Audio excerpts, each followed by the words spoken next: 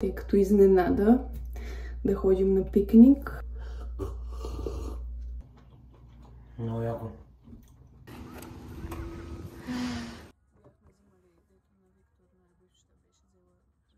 Моя парфюм. Отмениха шоуто, защото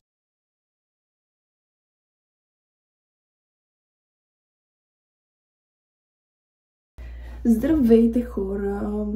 Този влог започва от банята, след фитнес, так му си взехме кафенца, почивка сме, петък е, утре, всъщност не утре, в други ден трябва да кача влога и това е първото нещо, което започвам да снимам. Отпиваме си от кафенцето и започваме да се оправяме, защото Денислав така реши да ми каже, че ще е като изненада да ходим на пикник.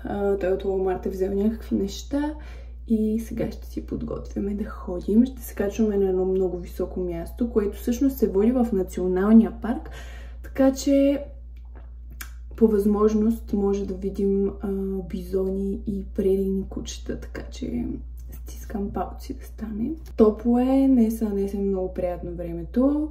Може би ще си разплита косата и ще видя как ще я направя. Започвам с слънцезащитата. Сутринта съм си сложила серума и цялата процедура, така че сега е време за слънцезащита. Аз използвам ето тази на Enofarm, защото кожата ми е по-суха и мисля, че тази слънцезащита ми пасва идеално. Мирише на какао и много ми харесва.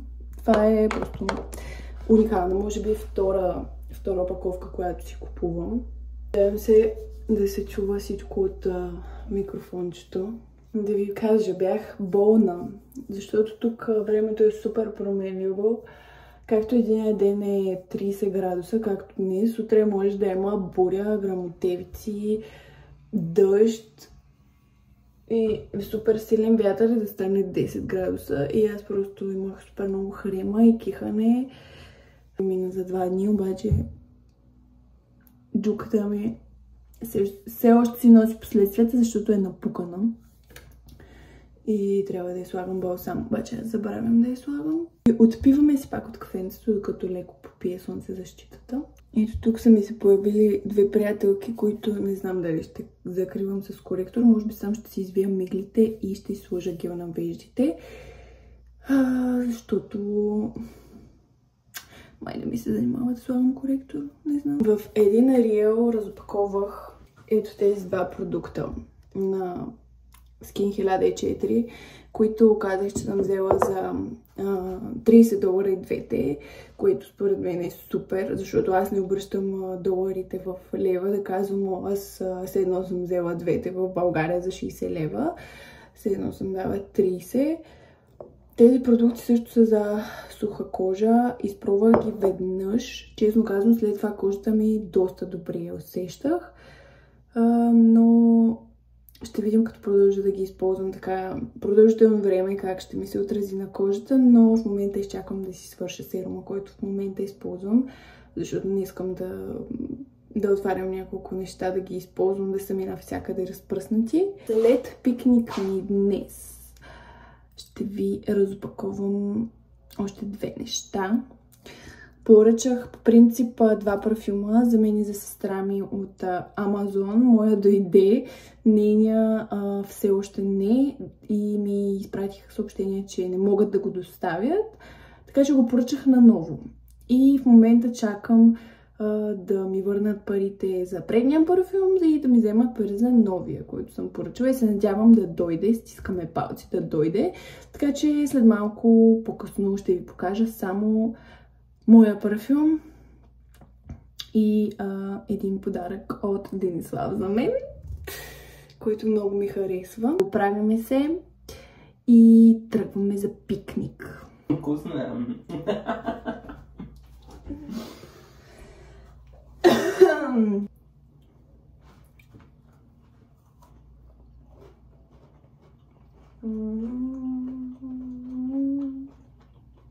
Много яко.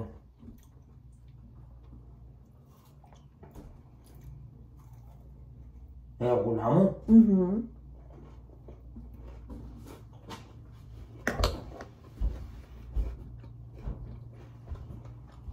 Хора, лицето ми вече е оправено. Оставяме и косата и да видя какво да облека, различно от дрехите ми за фитнес. Обаче, преди това съм си взела тези кърпички за сушилня. Не знам дали имаме в България такива, наистина не съм сигурна, които се пъхат в сушилнята и премахват тази гадната миризма, която ни придават тази хубавата от кърпичките. Така че, може би ще си взема за България. Препоръчвам ги. Много ми пече в очите. Оставих Денислав да приготви храната за пикника. Вярвам му.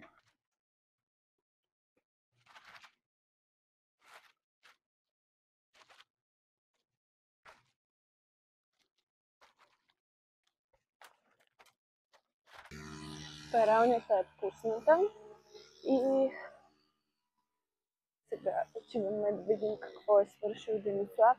Значи хора, това, което го пробвах, което Денислав ми даде да пробвам, беше някакво барче с маршмело и бисквитки и беше брутално вкусно.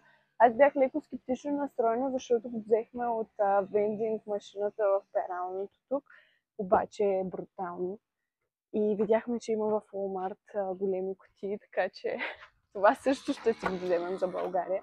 Вече започваме да правим списък какво искаме да си вземем, защото реално ни остават месец и половина работа и после обикаляне.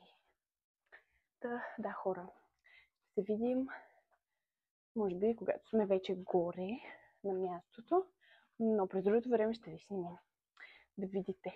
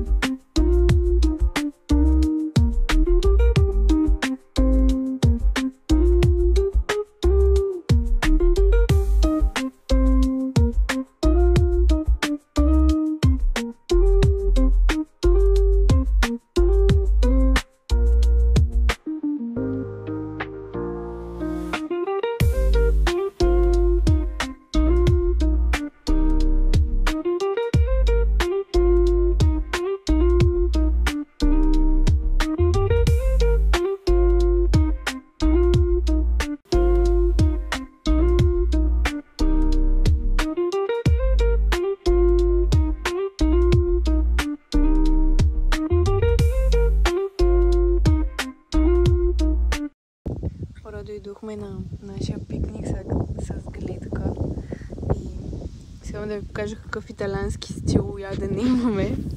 Ето тук имаме 3 вида сирена, брина президент, пушена моцарела и някакво козе сирене със сладко от боровинки. Мирише много вкусно, мирише на чизкейк.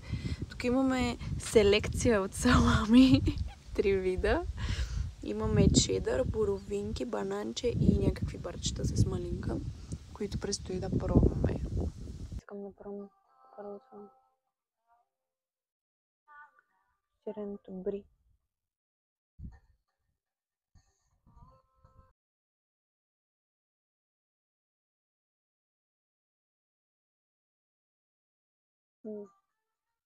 Това е като крем за мазане. Има вкусно много. 10 от 10.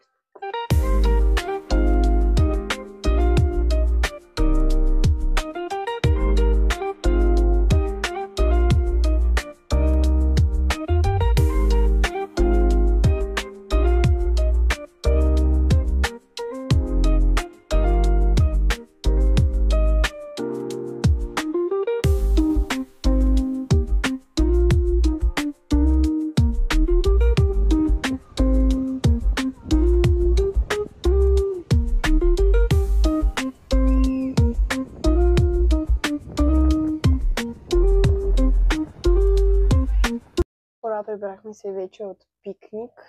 Мръсна жега е. Разходихме се и решихме да се приберем, защото трябва да си починем малко преди втората работа, защото днес сме почивка само от едната работа в хотела, но ще ходим на мюзикъла. Да, както и да е. Сега ще ви покажа моя часовник подарък. Не съм си го поръчвала аз.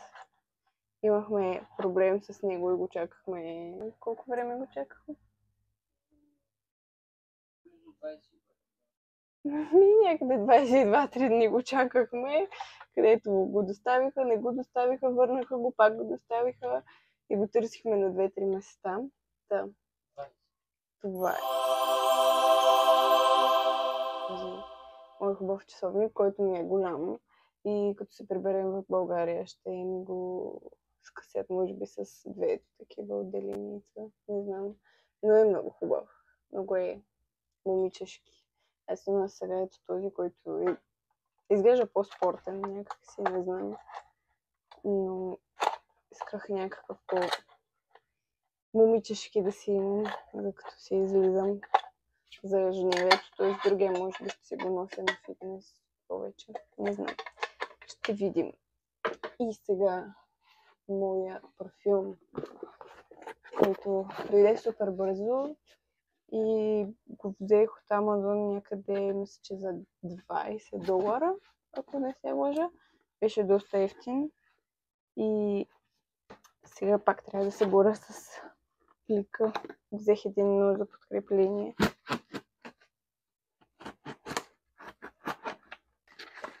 Така.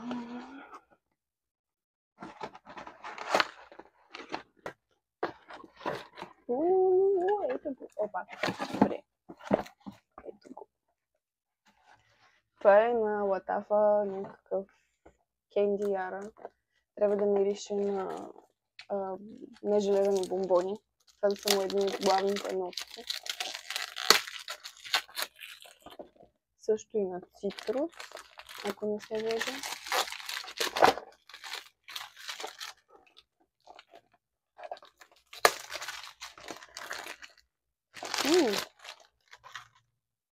Мисля, че се усеща през кутията малко.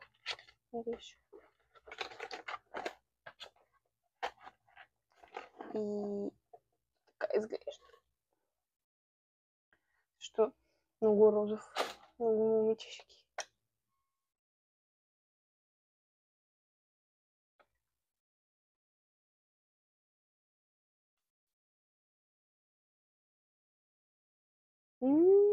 Маля мирише много яко.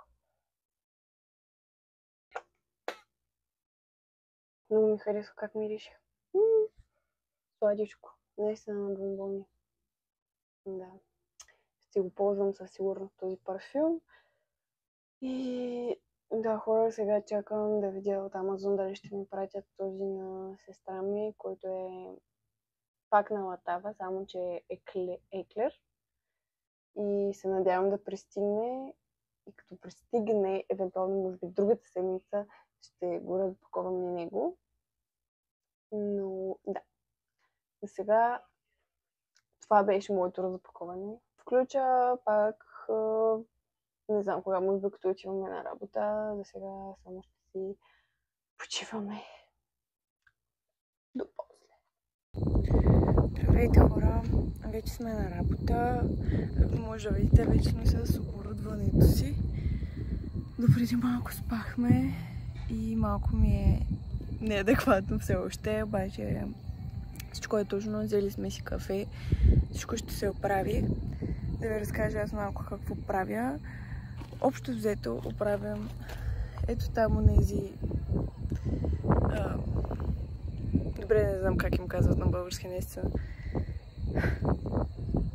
На английски им казват хорспадове, просто там минават конете и аз трябва да ги наглася, за да няма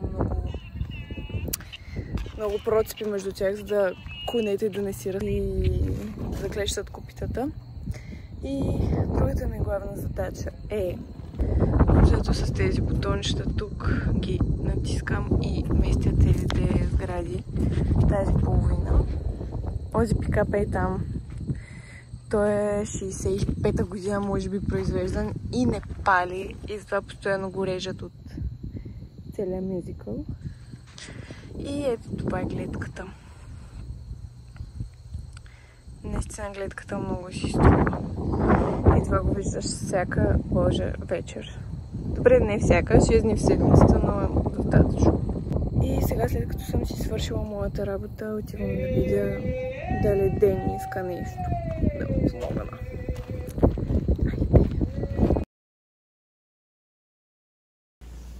Хората му се прибрахме от мюзикъла. Отмениха шоуто, защото заваля порой и имаше грамотевична буря. Общо заето бяхме почти към края на шоуто, но заваля супер силно и нямаше как. Затова просто го отменихме, бързо събрахме всичко, което можахме, клокаутнахме се и вече сме си вкъщи, някъде 1 час по-рано. Така че сега ще си направим да хапваме. Всъщност Денислав изяви желание да ни наготви, така че аз ще имам време да се оправя, да се изкъпя, да хапнем и да направя този влог, да го редактирам, за да може утре да го сервирам. Така че благодаря, че гледахте този обикновен влог. Не е много интересен, но другата седмица влога ще бъде от Rushmore, така че ще ви очаквам. И да, хора, може да се абонирате, да харесате и ще се видим пак. Айде!